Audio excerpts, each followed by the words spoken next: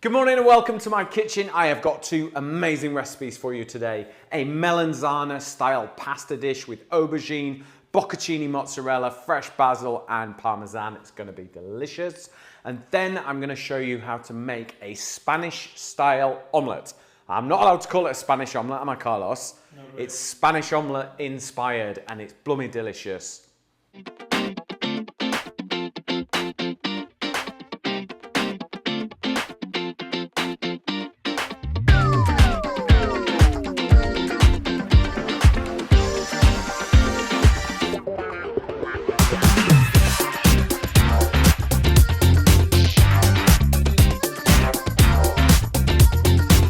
Okay, welcome to my kitchen. Now, we have got some fabulous recipes lined up for you. We have partnered up with Beefsteak, my favorite brand of wine.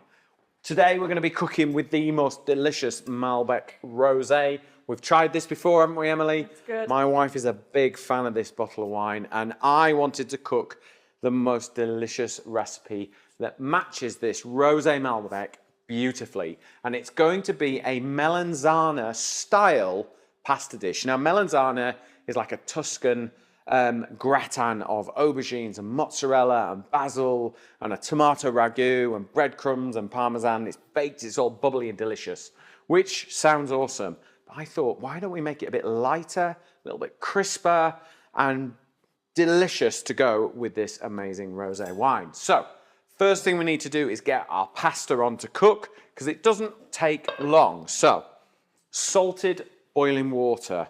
Now, I use a lot of salt in my water because I was always taught to cook your pasta in water that is as salty as seawater, okay? And that's like your first layer of seasoning is the water that you're cooking it in. So, spaghetti, 9 minutes, salted boiling water, okay? But we are going to use a little bit of the cooking water in that pasta in a little while. So don't let it go too far. Let's keep it just over here to one side and we'll let that cook.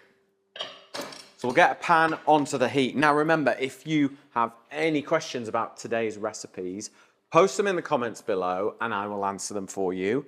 And also, if you want the recipes, type free book in the comments and it will launch into Facebook Messenger. Now it goes down the side here. Carlos is going to put a graphic and it'll show you how it all works. And he's looking at me now to make sure I'm putting it down the right side because it goes on the right, not my left. Because I'm left-handed, I want to do it here, but it's not. It's here, okay? So type free book in the comments. It'll launch into Messenger, Facebook Messenger, and follow the instructions and the book will automatically be dropped into your Facebook Messenger after you've followed the instructions. Emily has created the most amazing looking book. You'll love it. Right, on to cooking. So, what do you think? Have you had Melanzana before, Emily? You've cooked it a few times. I think I've cooked the baked version, haven't I? Yeah. Yeah, so this is the unbaked version. Yeah, I'm looking Okay, so we're going to start off with some garlic to begin with. So, 2 cloves of garlic, just crack them like that. And that'll just help you unwrap the garlic really, really easy. Is fresh garlic better than Yes. Don't use lazy garlic. Bad. Okay, there is no need, in my opinion. And if you had like a bigger garlic clove, would you just say to use one? Yeah. Well, yeah, I mean, everything tastes better with garlic in, doesn't it? Let's be honest. It's just a really good starting point. Get some garlic in there. Dried garlic is no good for this sort of thing. It has its uses. You know, it's quite good for working into pastry and things like that, or dry marinades and things, but fresh garlic, okay? Some extra virgin olive oil into a nice, decent-sized non-stick pan. There we go. Now, a couple of tablespoons of olive oil in there because it's going to help be part of the sauce for this, okay? So let's make sure we're hot. There we go, in with our garlic. And then just a little sprinkle of salt in there, not a lot. We need to be sparing with our salt because we're going to use it for the aubergine as well because you need to get the moisture out of the aubergine, okay? So cut the top and the bottom off. Just cut the side off the aubergine there. The black skin is a little tougher, so we'll get rid of that and then just cut it into, what, 1 centimetre slices. Yeah. We'll put those to one side. We don't need those. I love aubergine. I use it loads. I've started liking aubergine. You showed me how to cook it properly. Yeah. And I feel like now I can cook it properly, because sometimes if you don't, it can go a bit. You've got to get the water out of an aubergine. You've got to get that moisture out. So let's get that in the pan. And once you do, you get this really lovely texture. And I think when the water comes out, you also get some of the bitterness out of there as well. I mean, Italians use aubergines loads when they're in season. Okay, so we're very much kind of taking our melanzana inspiration and flavors from this. So season up your aubergines and let's start to get the moisture out. Okay.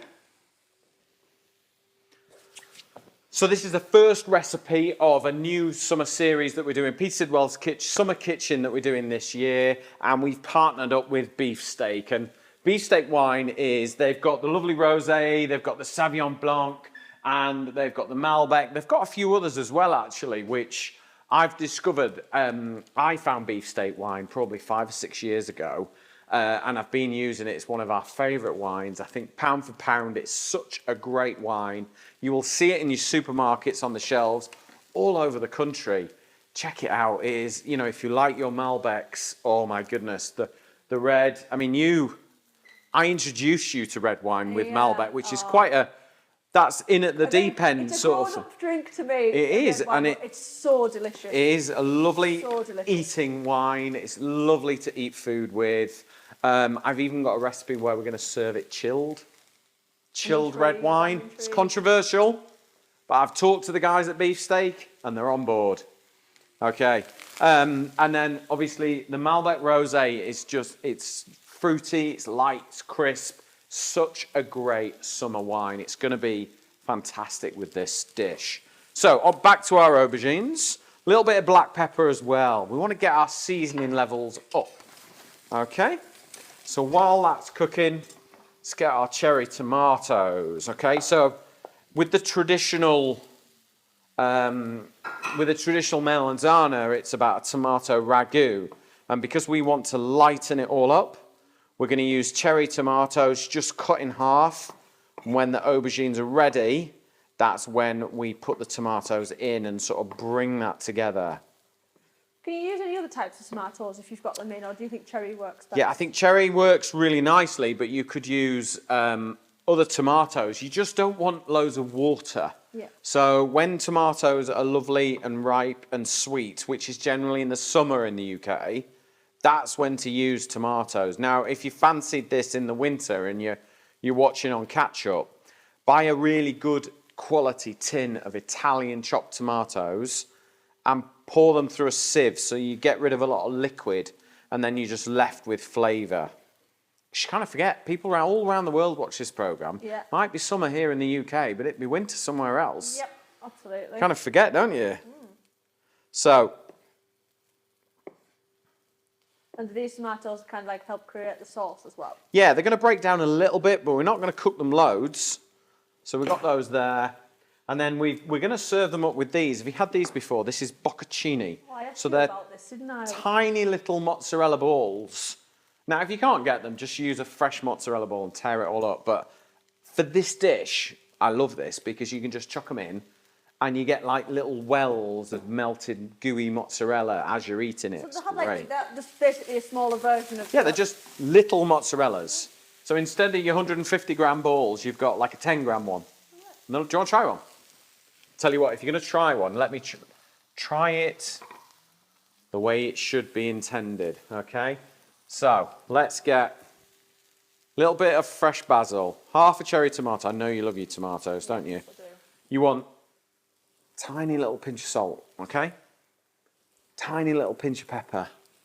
And then a little bit of olive oil on there. You're going to try it properly. There you go. Taste that, all in one, chuck it in.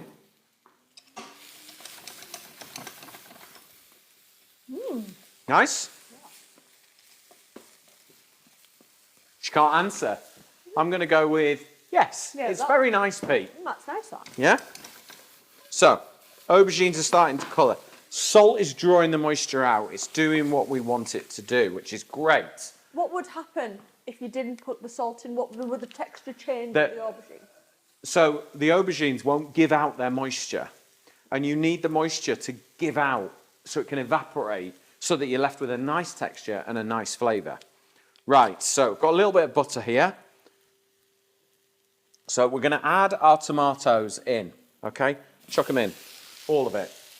Little bit of butter, what, 20 grams. This will help make a sauce, okay? Our pasta is cooking nicely. We're going to add some lovely starchy water from these. So just give them a little toss. Get them all working together. Tomato, aubergines, best friends. They love being together. And we'll take our basil. Just pick the leaves.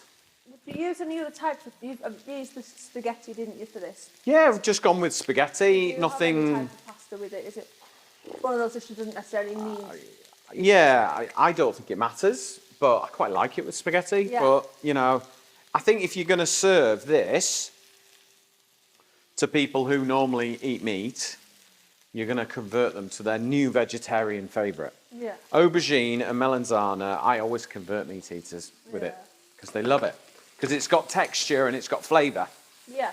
Right, so you can see all that coming together now. The tomato is giving out a little bit of juice as well. I'm just going to get a ladle. And we're going to do our little trick.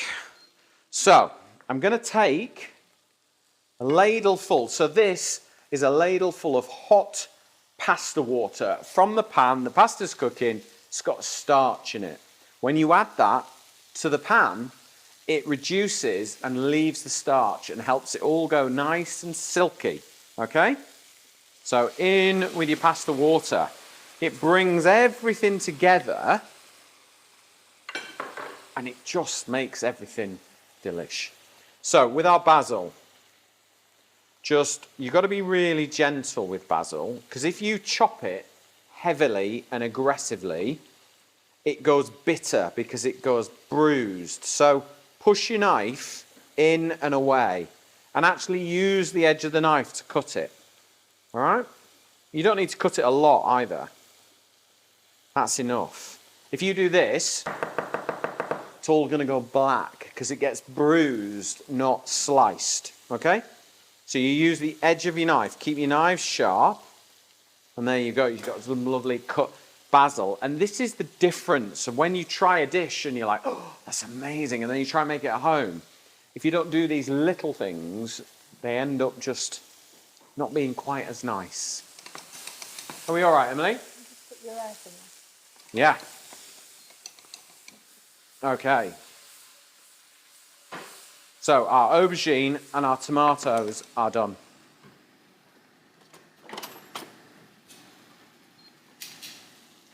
So let's put our basil in there. Don't touch it yet. Okay? We're going to take our bocconcini. Just one packet. Pop those there, like so. And then what I'm going to do is I'm going to grab my pasta. It smells so good already. No, it's a good dish, this. It's a good start to a great series, this. Take your tongs and lift your pasta and then add it to the pan, okay?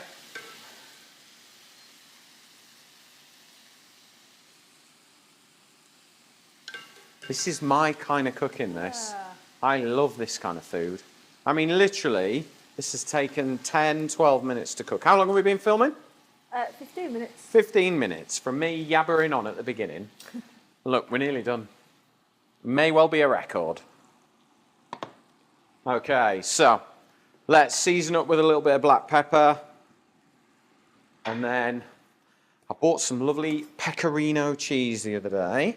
You could use Parmesan or pecorino. It's entirely up to you. And then let's just put a little bit of that in there.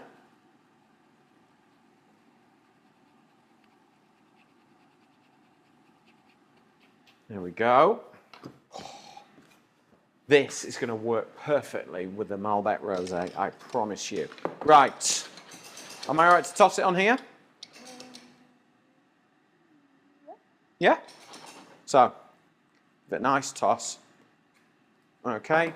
Get your tongs in and just move it all around, okay? Get all those flavours working together. Lovely. Oh, it smells delicious. That's it. Nice. Okay, right. Let's grab a plate. Let's serve this up. I'm going to pop that on there. It feels incredibly Mediterranean, this. It feels like summer. It's a good way to start the series, I think.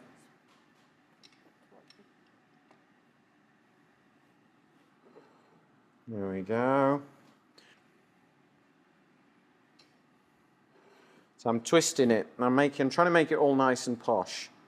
There we go. And then I'm just going to grab a spoon so we can get some of these lovely aubergines and tomatoes on there. Look at that. Nice. Simple but effective. Really simple. It's about aubergine, it's about tomato. Oh.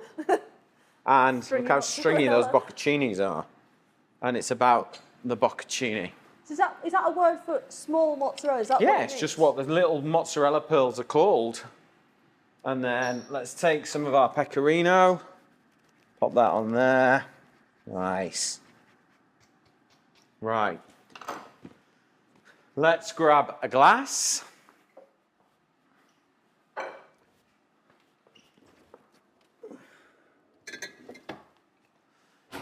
Star of the show, Malbec Rosé wine from beefsteak. It's a beautiful, it's crisp, it's absolutely perfect with this summer pasta recipe. There we go. Get yourself down to the supermarket and find this wine. It is really, really good. And then enjoy it with some of this delicious pasta. It's going to test my skills presenting, eating and cooking all at the same time. It's not the first time you've done it. Oh, it's good.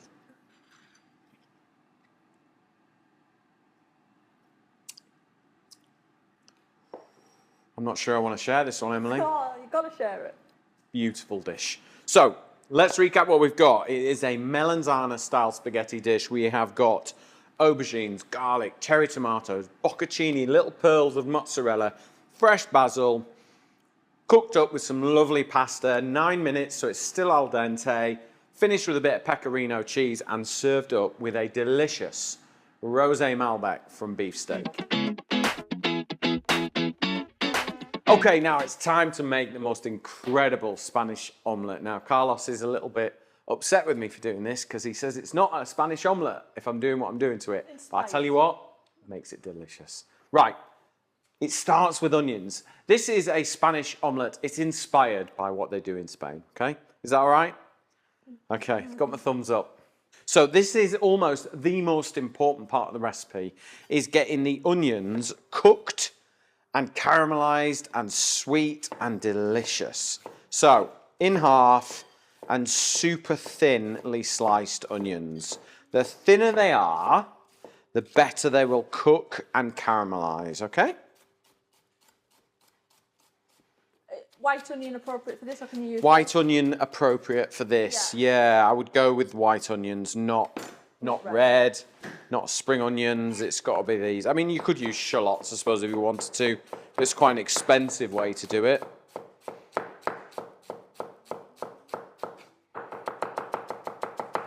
And what makes it a Spanish-style omelette? Well, the traditional, is it tortilla? Would it be traditionally, Carlos? A tortilla? Yeah. So it's a traditional recipe. I've just fiddled with it a little bit. I've tried to make it a bit better for my friends over in Spain. So it's all about like potatoes and onions cooked. I mean, it's a humble dish. Yeah. It's not expensive ingredients. It's a sort of Spanish family home staple, really. They have it, you know, it's probably a bit like, equates to our beans on toast or something like that, probably. Everyone makes it, kind of thing. I don't make beans on toast. like homemade beans. I don't like beans. Do you not? I don't like the texture. I find them a bit weird. It's a bit controversial, I know, but I don't like baked beans. Get over it. Is that like kidney beans or anything? I'll eat them, but I'm not a fan of beans for some reason. It's one of I kind of feel like I wish I was, but I'm not. Fair enough. So I've learned to cope with it. Right, preheat my pan. Get some olive oil in there. And then we're going to get these onions in. And as you're putting them in, break them up a bit. All right?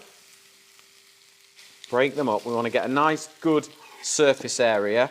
And obviously that looks like a lot of onion, but these kind of cook down into... It does look like a lot of onions. I think it's 2 onions I've got here, but they will cook down. And you cook them down and down and down until they are caramelized, okay? So wash my hands.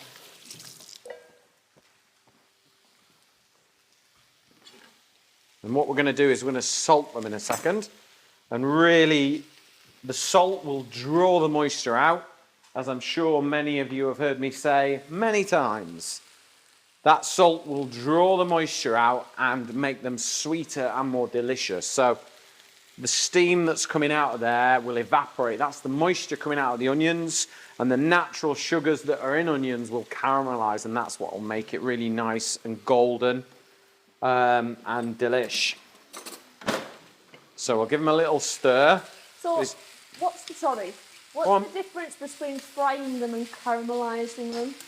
Well, you could fry them off. Generally, you fry them off and you don't really add much colour. Right. But once the water is evaporated, then the sugar starts to caramelise, and that's when you get a sweet onion. And they become nice and sweet and delicious. But it's important to get that as big a surface area as you can. Okay? So we'll get that on. Now, while the onions are cooking, we will prepare our potatoes. Okay, so I'm going to peel our potatoes. I've got my oven preheated to 190 degrees. So we're actually going to try this dish with a chilled Malbec. So we're working with, in partnership with Beefsteak, which is an amazing wine brand. You might have seen it in the supermarkets in the UK, and they've got lovely Malbecs, they've got Sauvignon Blancs, they've got a Rosé Malbec, which is really delish. They've also got Tuna Club, haven't they? And they have the Beast, which is a Portuguese red wine, really fruity. It's nice, actually. So that they've got some lovely hand-picked wines that are just fab. And they asked me if I wanted to work with them, create some delicious recipes that are perfect for serving with their wines, but also I'll be cooking with some of them as well, because there's nothing better than cooking with a wine that you're also going to drink at the table, I think. So stay tuned. We've got some fab, summertime, light, crisp, delicious recipes that are definitely worth taking out into the kitchen, out of the kitchen, and eating in the garden if you can. So let's get these potatoes peeled. Now, if you've got any questions at all, make sure you post them in the comments below. And if you want any of our recipes, go to Facebook in the comment feed. So if you're watching on YouTube, switch over to Facebook, search out Peter Sidwell's Kitchen, post in the comments a free book, and it will automatically launch into Facebook Messenger, and follow the instructions, and we will deliver you an ebook that Emily has beautifully designed with my recipes. She's photographed them, she's put it all together, and it will just drop in to your Facebook Messenger feed after you followed the instructions. So if you want them, do that. Haven't you, Emily? Yeah. All set with the super duper ebooks. It's working really well, actually, isn't it? Yeah. The ability for people just to be able to get a lovely little ebook. It's almost like if you follow us through the year, you'll end up with all these chapters and then put them all together. I think we probably should put it all together one day. So yeah, and see what we can do. And maybe we'll print it. You never know. It's been about 10 years since I've done a book, so it's probably due. No, Emily's saying no. Not yet. That just makes me want to do it more. Right, potatoes peeled. Okay, this is where it gets a little bit different, I think. Okay, so I'm going to cut them in half, and then cut them in half again into quarters, long ways, and then chop them up. And again, what we're going to try and do is get rid of the moisture. because that's the important thing, is getting rid of moisture. Well, this isn't what I thought you were going to do with this. Sorry? This isn't what I thought you were going to do with this. Is it not? No. What did you think I was going to do with it? I don't know. I was quite intrigued as to how you were gonna cook them, but not like that. Oh, there you go. You see, to keep you all guessing. And the baking potato the right thing to use? Yeah, baking potato. So something like a Maris Piper, something like that. And then we're going to get them into this tin, and we're going to whack them in the oven in a minute. And the idea is that we cook them while the onions are cooking, and it almost becomes an indicator for you as to how long the onions actually need to do it right. So it's well worth doing properly, and then you get the really good flavours coming out. You don't want any raw onion.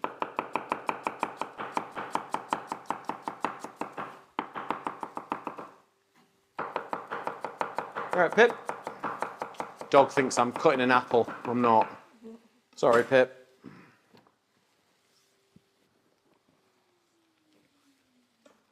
Right, so let's get a little bit of olive oil on here. Let's get a little bit of salt. A little bit of pepper. And then just get your hands in. Mix it all together. Make sure all the potatoes get a little bit of oil, a little bit of salt, a little bit of pepper. It's quite a good way of doing it, actually. If you've got extra potatoes or anything like that, or cook extra on a meal, and then you've got them. So you can see the onions are starting to turn a little bit now. That's good, that's what we want. You need to be golden and sweet and delicious. Right, into the oven. I think these are probably going to take 20 minutes to cook. And then, by then, your onions will be ready and delicious. Right, the onions, you can see here, they've gone really soft, they've gone golden, they're ready to come out. Potatoes are nearly ready. So let's just pop these in. And then what I'm going to do is I'm going to clean the pan so it's ready to cook our Spanish omelette in.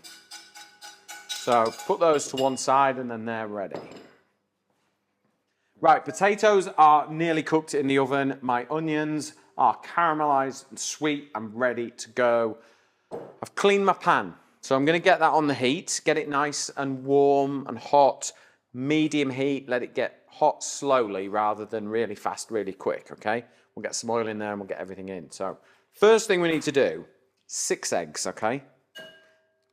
How many people does this serve, by the way? Is it obviously a bit more filling with potatoes and onions? The idea is that you cut it into wedges and everyone has a bit. Yeah. It's, you know, I think this would serve 4 people. Yeah. It depends on your appetite. Really? I mean, I don't know. If I have an omelette, if I have a frittata at home, I generally have 3 egg, like a 3 egg omelette. Right. Yeah, that's a normal thing, isn't it? Is it? How many eggs do you have in your omelette? 2, but I think 3 is probably like your average amount to use. Yeah, for a main course, for a meal. Yeah. Sometimes we have omelettes instead of, you know, other things, you see. So, Yeah. Right, okay. So I've got my 6 eggs in there, a bit of salt and pepper. Get them whisked up, okay? Now don't forget, if you want the recipes, type free book in the comments below. And if you want more information about Beefsteak Club, scan the QR code along the bottom or go to beefsteakclubwines.com and you can find all the information. I think you can find like where your nearest stockist might be and things like that. So, but I have noticed more and more the wines are in more and more supermarkets as I'm moving about, which is great. So, 6 eggs. There we go. Now, in with our onions. In they go. And then I'm going to get my manchego cheese. Now, this is the controversial bit, I think, for Carlos. If you don't have manchego cheese. Parmesan would work really well. Right. What kind of flavour does manchego cheese have that it works well with this recipe? Well, it's a little bit like, to be honest, it's a bit like Parmesan. It's not quite as old, the aging process of it. The traditional manchego is a sheep's milk cheese. It's got a slight tang to it. It's a Spanish cheese, which is why I'm using it and sort of bringing it all together and sort of just creating a delicious recipe. And like manchego cheese is more and more common everywhere now. You can get it all in the supermarkets and everything. And there's lots of grades of manchego, and some you would just eat. And then, you know, the really good artisanal ones. Oh, really? Yeah, you just eat it as slices. Well, that's all I've ever had it. I didn't realise there was different ones that you could like. Yeah, well, it's like, you know, it's like the Italian pecorinos. There's loads of them out there, and there's some that you would just eat. They're that good. Yeah. And then some you would cook with. And I just thought it would work really well in here. So we'll mix the eggs. So let's whisk all that together. We want it to really evenly distribute. And then we will get our potatoes, which should be just cooked. What we've done is we've got rid of moisture. Can you see those? Yeah. They're sort of 2/3 cooked, if you like. So that, because the frittata won't take that long to cook, you need to just sort of take the edge off, really. So carefully add them in. You don't have to add them all if you don't want to, but you kind of want to make it a meal, don't you? Yeah, so there we go. Put that to one side, and then we mix that together. So we've got even distribution all the way through. Okay, it's going to be good, this. So oil into the pan, and you want to a reasonable amount because you want to create like a coating of oil that goes up the sides so that it allows the frittata to come out, okay? So let's pour it in.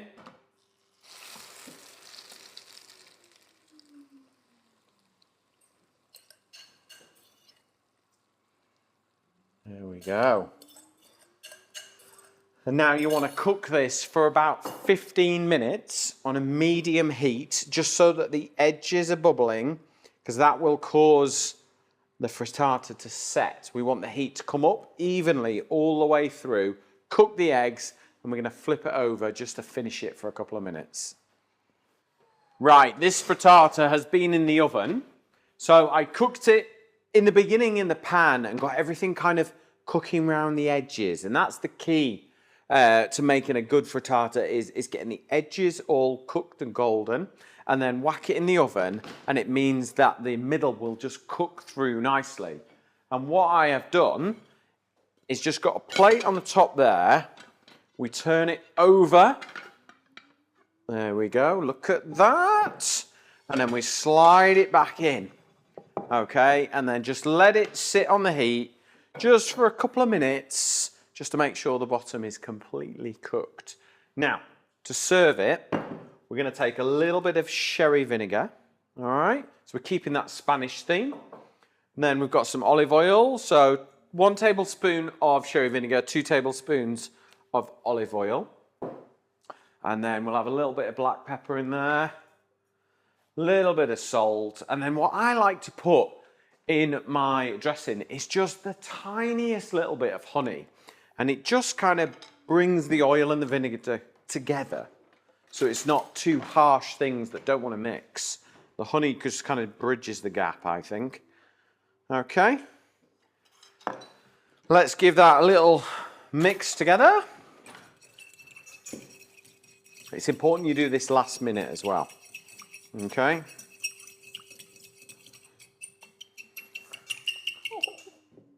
I know it's a bit harsh, that, wasn't it? Right, and we'll also get a little bit of our manchego cheese as well, because I just think we've got some. It's going to be good. So in with our pea shoot salad. So there's some rocket and some pea shoots in there. And then a little bit of our manchego. Not much, just need a little bit, I think. Make it nice. Don't mix the salad yet, though, until you are absolutely ready. Okay. So we've got our salad. We've got, that's warm enough, I'm good. We've got our frittata. So let's just mix it really gently now. Okay. Now it's got its lovely dressing on there. Just sit it on top like that. And when you cut a lovely wedge of that, it's just going to clean it right up and taste absolutely delicious. Now to serve with this, we're going to serve beefsteaks Malbec, but it's chilled, all right? So I've got some in the fridge ready. What do you think of this, Emily? Cold red wine. Yeah,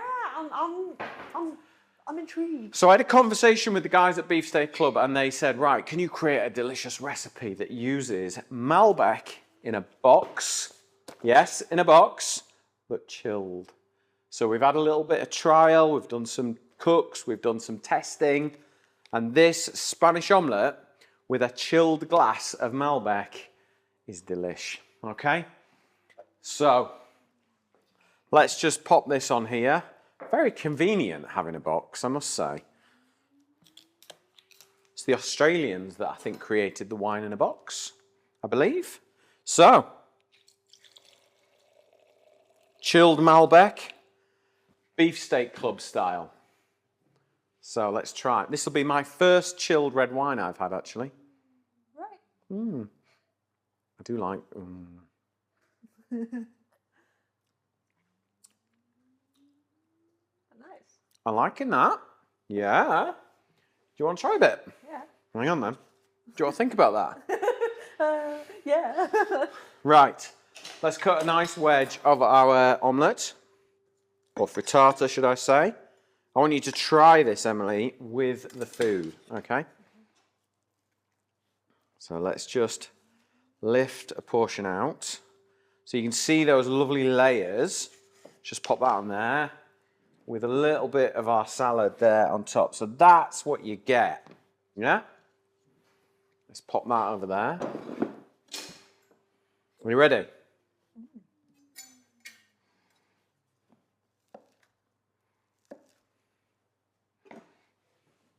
I'm going to pop a little bit in there for you.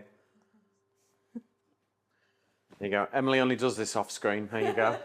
It's like it magically disappears. So, look, while Emily's having a little taste of that, we're going to ask her what she thinks in a minute.